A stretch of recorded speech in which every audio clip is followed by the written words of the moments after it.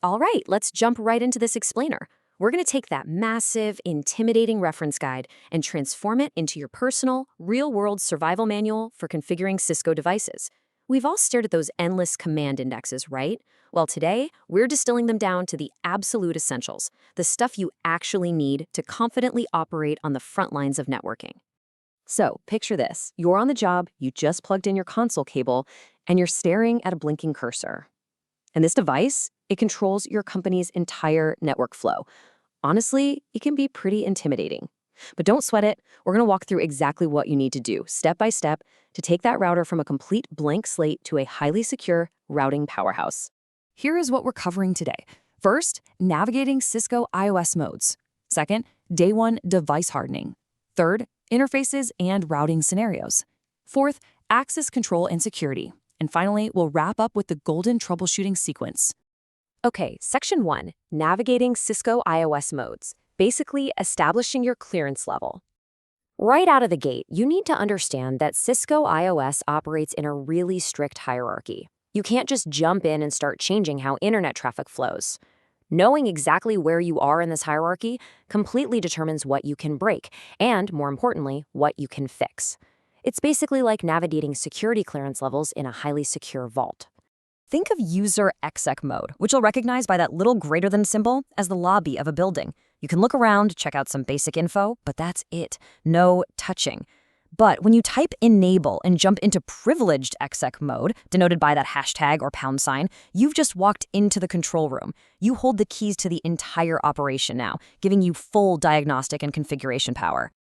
Now, once you're in that control room and you've made a change you actually want to keep, it's time for our first critical mission, saving your work. You're going to want to follow this exact 3-step sequence. First, verify your active configuration in RAM using show running config.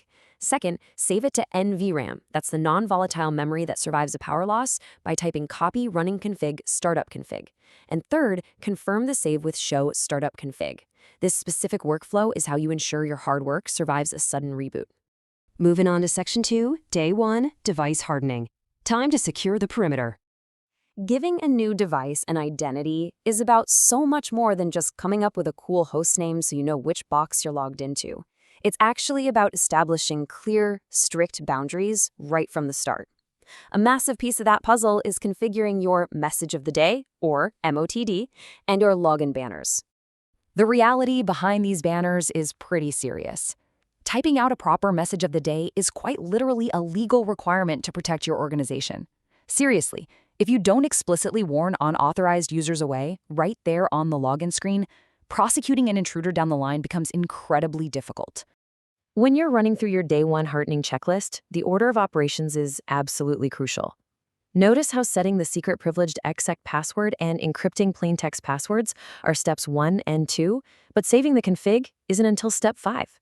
This is key. Never, ever save your configuration before setting that secret password. If you do, you might accidentally save an unsecured, wide-open configuration that loads up every single time the router restarts. Let's look at Section 3, Interfaces and Routing Scenarios. Connecting the dots. When we're talking about internal routing, stability is everything.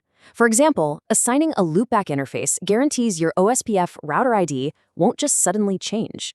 A loopback is basically a logical, virtual interface. It's all in the software, so it never physically goes down. By tying your routing identity to it, you prevent your internal routes from totally collapsing just because some physical cable got yanked out of a port. But when we connect outward to the wild west of the internet, we switch gears to BGP, or Border Gateway Protocol.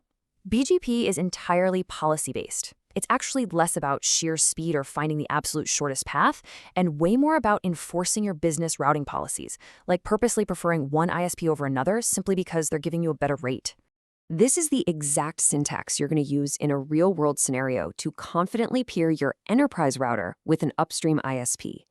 You literally start the process by defining your own autonomous system number, and then you explicitly point to your ISP neighbor. It's a very deliberate, manual handshake to get that traffic flowing. All right, Section 4, Access Control and Security, Playing Traffic Cop and Verifying Identity. This next concept is literally the backbone of almost every small office network in the world.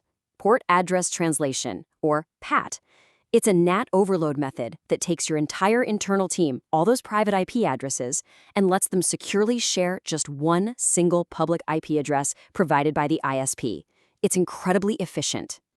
If we dive into the advanced real-world walkthroughs from Chapter 11, we see that deploying PAT requires 3 very logical steps. First up, create an access control list that defines exactly which internal IP addresses get translated. Second, map that list to your WAN interface using the keyword overload. And finally, and this is a big one, you have to tell the router which physical port faces the internet using IPNet outside and which faces your users with IPNet inside. If you skip that last step, your traffic goes absolutely nowhere. Now, here is a terrifying enterprise trap when dealing with central authentication, or AAA. It's awesome for managing logins, but if you tell your router to check an external server for passwords, you absolutely must set up a local fallback account first. It's playing with fire otherwise. If that external server goes down, the router won't let anyone in. You will literally lock yourself out of your own network. Always build a backdoor first. Finally, Section 5, the golden troubleshooting sequence, surviving the crisis. Okay, picture this. It's Friday at 4 p.m. A critical link just dropped, and your users are practically rioting. Before you panic, take a breath and remember the big 3 commands. As an engineer, these are your absolute best friends. Just by looking at your interfaces, your routing table, and your running configuration, you're going to answer about 80% of any connectivity questions thrown your way. When you're in the thick of diagnosing an outage, you really want to rely on the step-by-step troubleshooting examples laid out in Chapter 11. Start by finding the down interface. Next, check for physical layer errors. Things like high CRC counts, which means corrupt data, and almost always screams bad cable. Only after ruling that out do you move up to check the IP layer for stuff like an accidental ACL blocking your traffic. By working systematically, you rule out a faulty $10 cable before wasting hours chasing a phantom firewall issue. And that brings us to the ultimate lifesaver, the golden sequence. Let's say you're pulled into a crisis on a device you've literally never seen before. This is the exact order of 5 commands you need to run reflexively the second you log in.